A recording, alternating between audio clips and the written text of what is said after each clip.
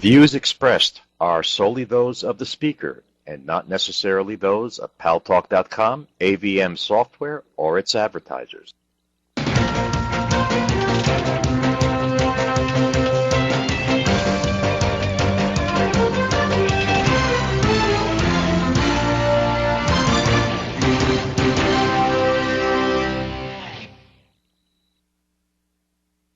News Talk is online. News Talk Online is a production of paltalk.com, the largest multimedia interactive program on the internet with more than 4 million unique users on demand on iTunes and on YouTube and on my blog, GaryBaumgarten.com, where you can post your comments whether you agree with yours truly or not. No retribution, and thanks to our good friends at CRN Digital Talk Radio, we're syndicated to an additional 12 million households. I am your host, Gary Baumgarten. Welcome to the show. Well, today, Iran, right on the heels of President Obama and Prime Minister Netanyahu of Israel's meeting at the White House, test-launched a rocket, and this missile has the capability of reaching Israel, which Ahmadinejad, the president of Iran, has threatened to wipe off the face of the map, or Southern Europe, or any of its Arab neighbors.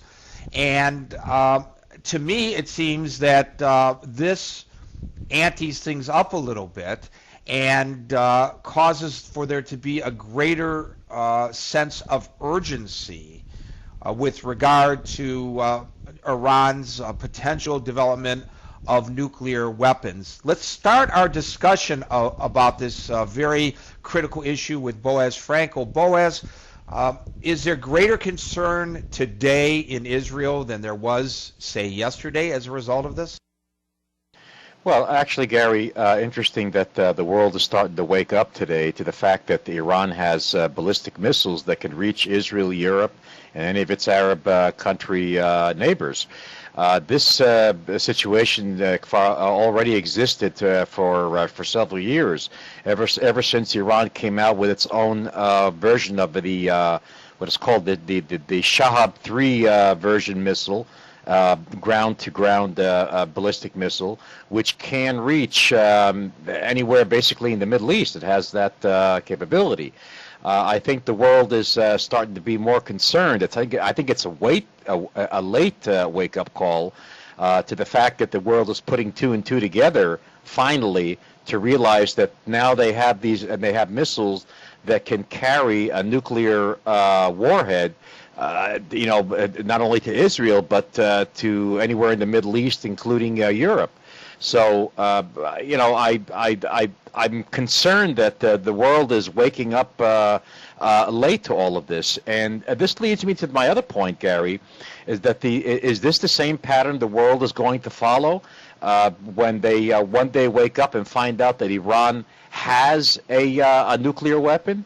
I dare say that, in my opinion, Gary, if Iran is not stopped in one form or another, this is exactly what's going to happen. We're going to wake up one morning and realize that Iran has a nuclear warhead, that it's able to deliver it anywhere in the Middle East, including Europe, and what are we going to do about it then? So, if anything, Gary, now is the time to deal with it and not tomorrow.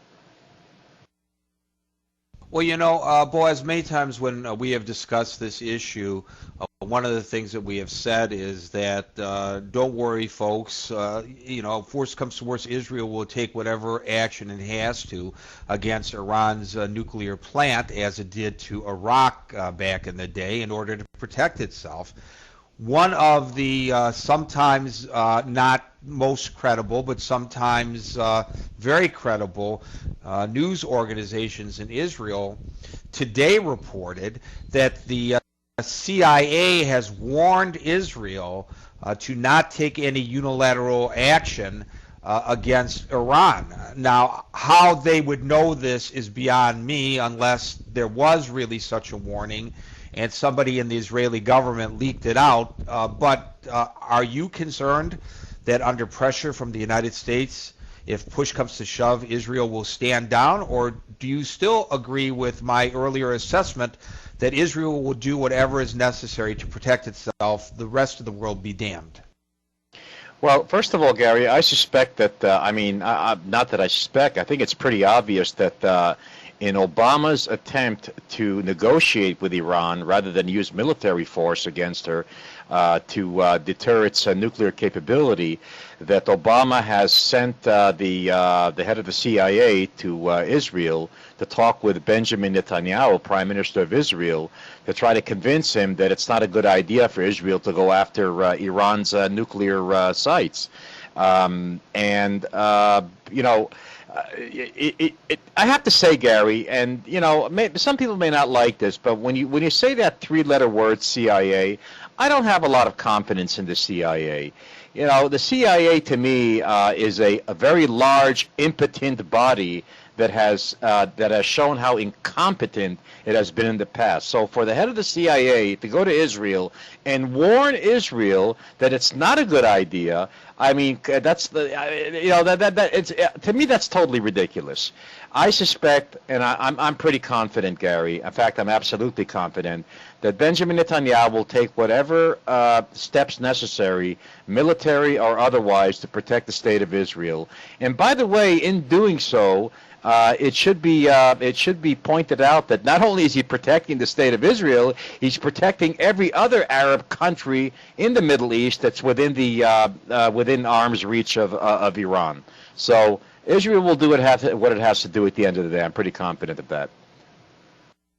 Well, let's, before we go to the callers, explore that issue, and that is the Arab world. Now, you've just expressed your concern, I guess, about the Obama administration's hope to negotiate something there in the Middle East. But let's take a look at it in its totality. The whole idea behind the Obama strategy is to get the Arab world to recognize the state of Israel, which I presume you lost your audio there, Gary. And we'll see if Gary gets his audio back in a moment. And I think Gary will be back in a moment. These things do happen. It is the internet, after all. But I think if I may make a speculation before by the time Gary gets back, is that it may be possible that Obama is playing well, Gary, I see your mic, but I don't hear you. Yeah, can you hear me? There you are. We got you back. Okay. Now. Okay, my question to you may have started to answer it actually, but let me try to phrase it again. My question to you is this, Boaz. The president's plan in totality is to get the Arab world to recognize the state of Israel, to recognize its borders, which I would think that you, as a dual citizen of the United States and Israel, would be appreciative of, and also then move forward with a two-state solution, which would take the Palestinian question